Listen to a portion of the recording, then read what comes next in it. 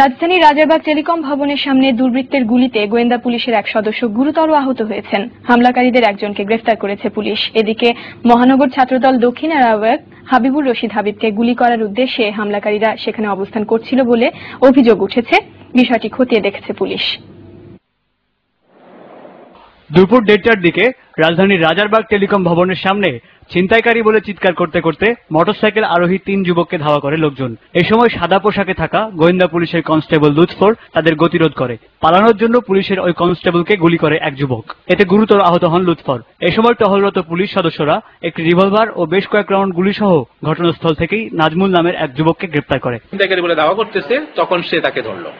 ধরার সঙ্গে সঙ্গে তাকে গুলি করছে। পাম্প রোডের মাথায় ছিল আমাদের আরো একটা পেট্রোল পার্টি। তারা আবার এই ধাওয়া দেখে দৌড়ায় আসছে, সামনের দিকে দেখা একটা ছেলে দৌড়াচ্ছে, এই দৌড়ায় গিয়ে তাকে ধরছে, ধরে তার সাথে চেক করে তার সাথে অস্ত্র পেয়েছে। এদিকে মহানগর ছাত্রদল দক্ষিণের আহ্বায়ক হাবিবুর রশিদ হাবিব অভিযোগ করেছেন তাকে গুলি করার উদ্দেশ্যেই সেখানে যুবকরা অবস্থান করছিল। একটা হাত হলো মোবাইলে আর একটা হাত ব্যাগের মধ্যে।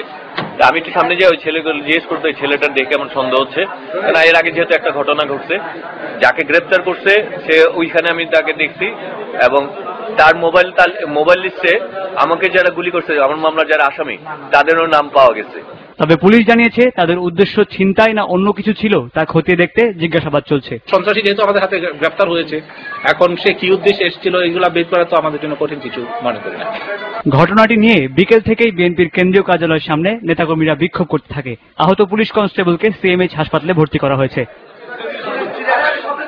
রাশেদুল আলম রাসেল, দেশ টিভি, ঢাকা।